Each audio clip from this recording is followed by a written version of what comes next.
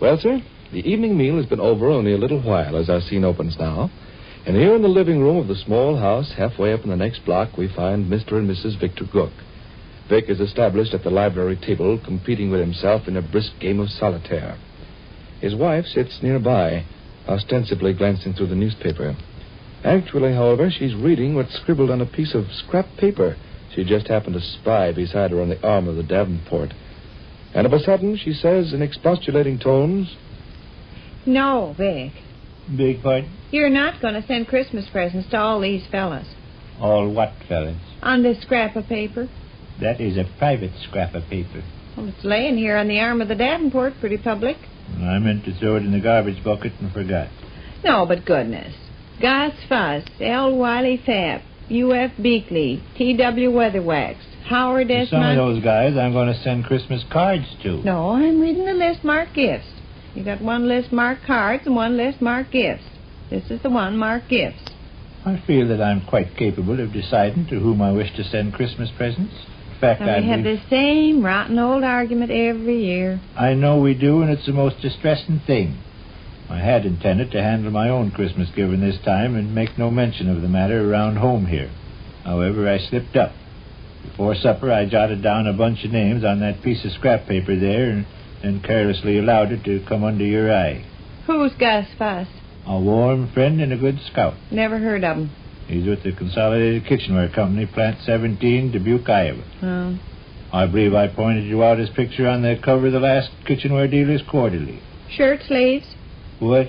Fella in his shirt sleeves, vest but no coat, earmuffs on his ears? Yeah, that's Gus Fuss. Why should you have to send him a big, expensive Christmas present? Is some mention made of big, expensive Christmas presents on that list? We might as well shovel our money out the window with a coal scoop. I suggest you save your breath, Sadie. I'm determined that Gus Fuss will receive some slight token from his old pal Vic at Christmas time. Spend $5 or $6, Very possibly. Well, let's draw our lovely money out of the savings bank and go throw it in the middle of Miller Park Lake. All right, let's do. Who's L. Willie Fapp? L. Wiley Fapp. Who's he? Another wonderful fellow from Plant 17, Dubuque, Iowa. Is he a dear old darling chum of yours? I feel that between L. Wiley Fapp and myself there exists a firm bond of friendship. Yes. Funny, I never heard any of these beloved arms-around-the-neck buddies. I've mentioned L. Wiley Fapp on numerous occasions. I recall mentioning him just the other day. I was telling you and Rush about how he bought me a chocolate bar when I was in Dubuque. He bought you a chocolate bar, so you feel like you have to trot out your pocketbook and get him a big, monstrous, expensive Christmas present. Oh, kiddo, for Pete's sake. No, but actually, every year in the world we go through the same business. You cook up a list of fellas a mile long to send gifts to. Why? Please give me credit for Gus Fuss, $5 present. Nell Willie Yap, $5 present. L. Wiley Fapp. L. Wiley Fapp That's is... $10. My goodness, $10. All that's Fondulix. Just because Jess Mess bought you an ice cream cone. Not just Mess, Sadie. Gus Fuss. And it wasn't an ice cream cone. It was a chocolate bar. And it wasn't Gus Fuss bought it for me. It was L. Wiley Fapp. Furthermore, I think February, March, April, May, June, July, August, September, October, November, we scrape and save and scrimp and accumulate money to put in the bank and are proud of ourselves. Then along comes December and something happens to your head and we take the bread out of our mouth to buy presents for all the fellas on this list. Oh, must be 20 fellas down here. And you're going to give them all $5 presents. Now, what's 5 times 20? 100? Was when I went to school. Think of it. $100. No, Vic, let's do that. Do what? Draw our money out of the savings bank and go throw it in the middle of Miller Park Lake.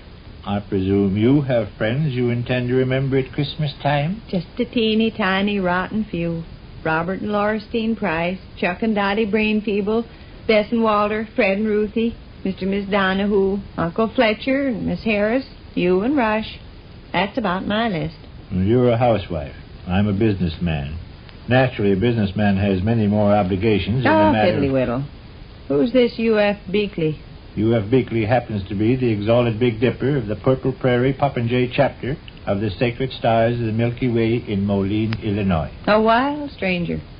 The gentlemen whose names you see on that scrap of paper are not wild strangers. The gentleman whose They're name wild strangers as far as I'm concerned. It's U.F. Beakley now. What you going to buy him for Christmas?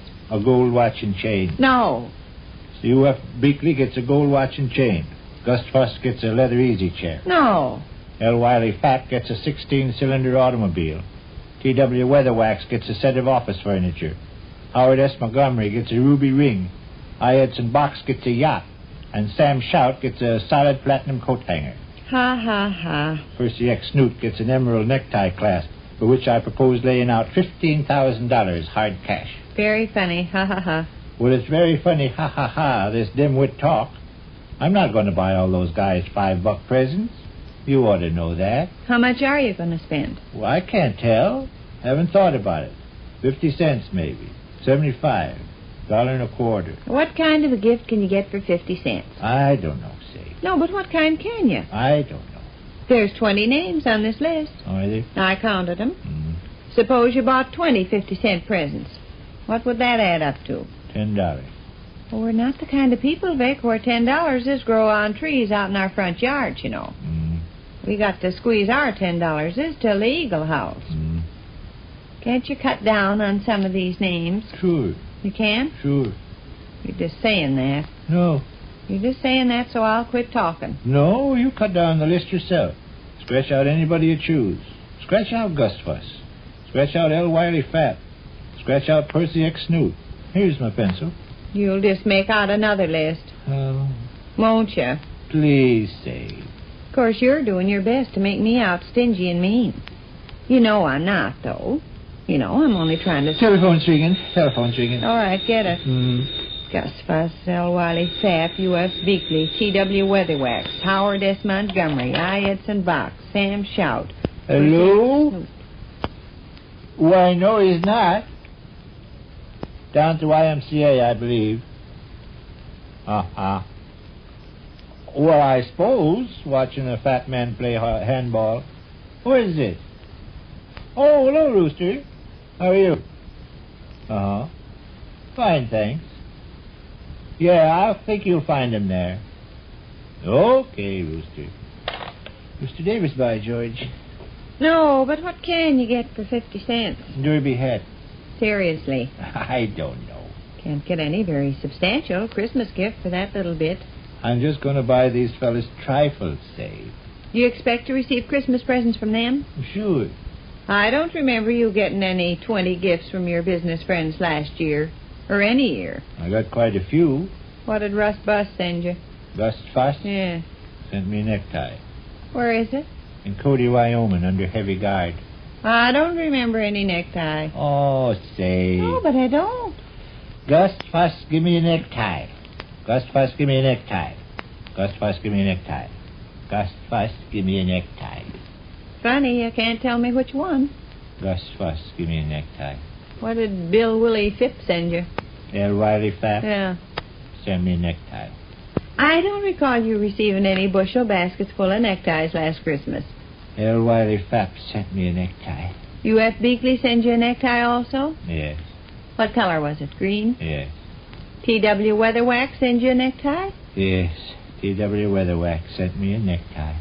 And Howard S. Montgomery and Idelson Box and Sam Shout and Percy X. Snoot? Yes. Just refuse to discuss this with me. It's all so wretched and pointless and miserable. I'm only trying to do what any wife would do, Vic. Thanks.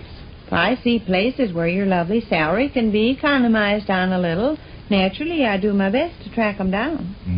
January, February, March, April, May, June, July, August, September, October, November, we watch our pennies and save and scrimp and are real proud of our thriftiness. And then December comes along and you trot out your lead pencil and fix up Christmas lists with Mus Cuss and Gel Billy Sapp and T.W. Weatherwax and Sam. Telephone's ringing, telephone's ringing, telephone's ringing. All right.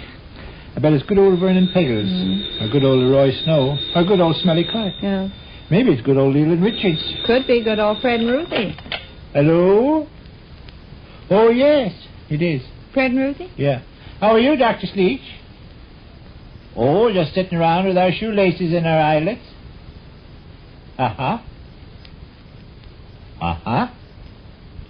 Well, sir, by George, Ruthie, I'll just go to work and see. They feel like 500. All right. Sadie hit the ceiling with ecstasy at the prospect, Ruthie.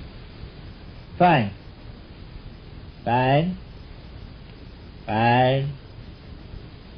Fine. Okay, dandy. See you, Ruthie. Bye-bye. Coming here, Yep. Right away? Within the next half hour. That's fast.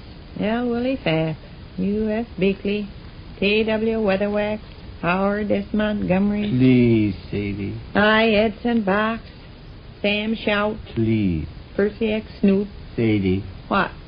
Please. Which concludes another brief interlude at the small house halfway up in the next block.